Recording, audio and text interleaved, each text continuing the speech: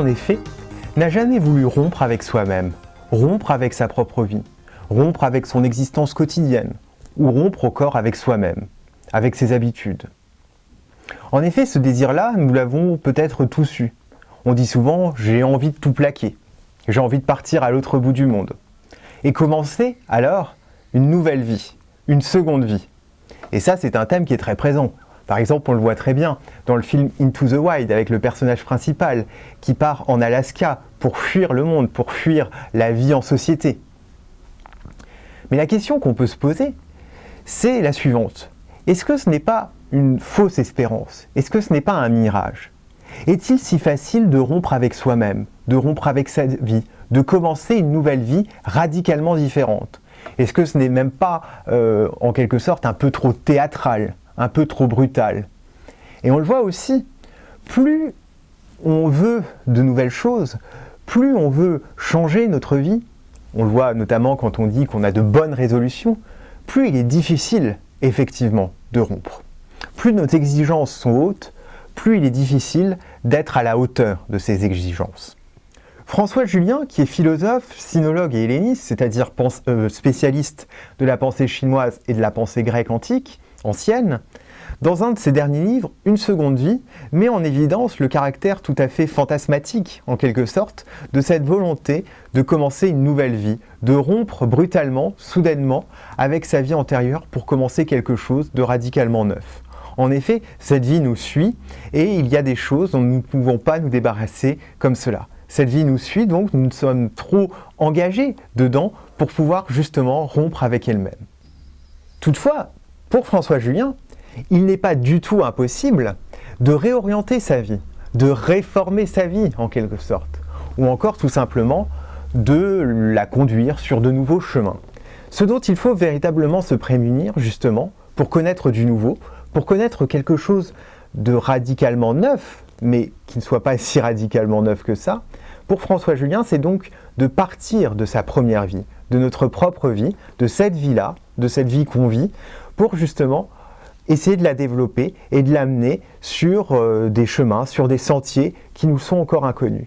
En quelque sorte, commencer une seconde vie pour François Julien, ce n'est pas véritablement quitter cette première vie, mais c'est tout simplement essayer de la prolonger, de l'enrichir, de l'exploiter encore plus profondément, encore plus intensément. Notre vie, en effet, a une certaine forme. Nous avons telle ou telle habitude, nous exerçons telle ou telle profession, nous avons tel ou tel goût. Il y a une certaine unité dans notre vie, à n'en pas douter. Mais notre vie, malgré tout, connaît des variations, ce que François Julien appelle des transformations silencieuses. Cela veut dire que, tout simplement, que notre existence, bien qu'elle ait une forme, se transforme insensiblement, sans que nous puissions en avoir conscience, sans que nous le voulions nous-mêmes. Des situations nouvelles, des rencontres nouvelles également, inédites, vont nous amener à changer de façon infime, subtile, nos façons d'agir, nos façons de percevoir le monde, de nous percevoir nous-mêmes également. Et petit à petit, au fil de ces transformations silencieuses, de nouvelles possibilités vont donc apparaître pour moi. Ma vie, en quelque sorte, va m'apparaître dans sa vérité au fur et à mesure de mon expérience avec de nouvelles possibilités, de nouvelles ressources, de nouveaux chemins que je pourrais prendre, que je pourrais prolonger.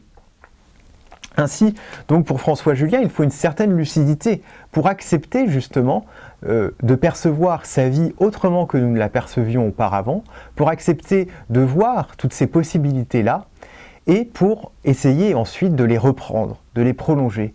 Car c'est là véritablement que peut intervenir, que peut commencer une seconde vie.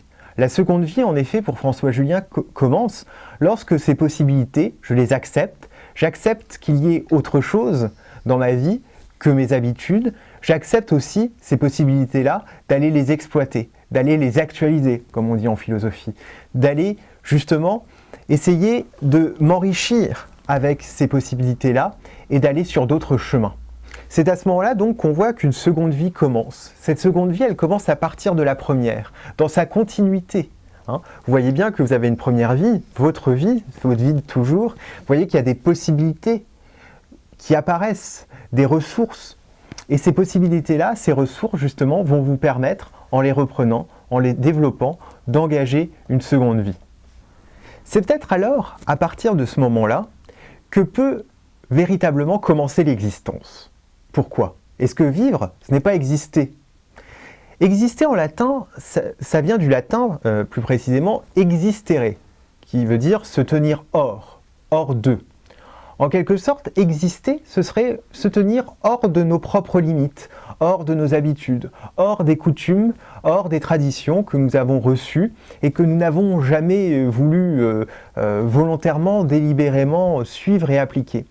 En ce sens donc, la nouvelle vie, la seconde vie, ce serait exister, sortir de ses propres habitudes, sortir aussi de cette vie qui s'enlisait dans ses habitudes.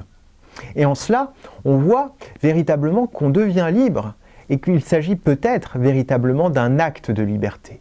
En ce sens donc, la liberté, elle ne viendrait pas d'un acte premier, inaugural, théâtral, voilà, je choisis telle alternative, je choisis telle position. Non, la liberté, elle vient quand m'apparaissent des possibilités nouvelles dans ma vie et que je choisis de développer, de creuser en quelque sorte, d'approfondir. On ne pourrait même pas dire que c'est un nouveau départ, car y a-t-il jamais eu de véritable départ? Nous sommes jetés au monde, Heidegger le disait déjà. Nous sommes jetés au monde, ça veut dire que nous n'avons pas voulu être au monde. Nous sommes jetés au monde sans le vouloir, et de par notre éducation, de par notre culture, nous prenons telle ou telle position, nous sommes amenés à avoir telle ou telle idée. Or, justement, dans la seconde vie, je casse justement... Or, dans la seconde vie, je me libère, je m'émancipe justement, je me dégage de cette vie-là, qui était faite d'opinions reçues, de traditions, et je commence quelque chose de radicalement nouveau. Donc, on pourrait dire que cette nouvelle vie, cette seconde vie, constitue le véritable et le premier départ. Elle constitue le point de départ d'une existence, si l'on entend existence justement par le fait de se tenir hors d'eux, de s'émanciper de ce qui dans notre vie pouvait avoir de sclérosé, d'aliénant, de traditionnel, et en tout cas de passif.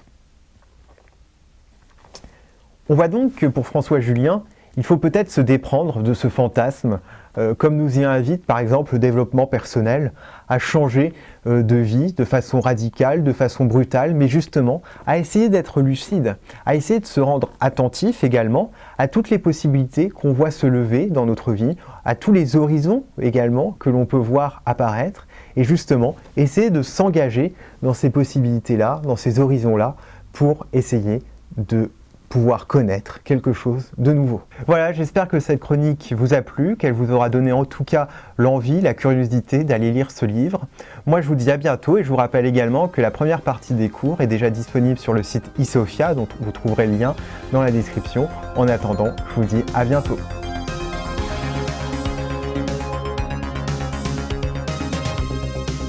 I drive alone tonight.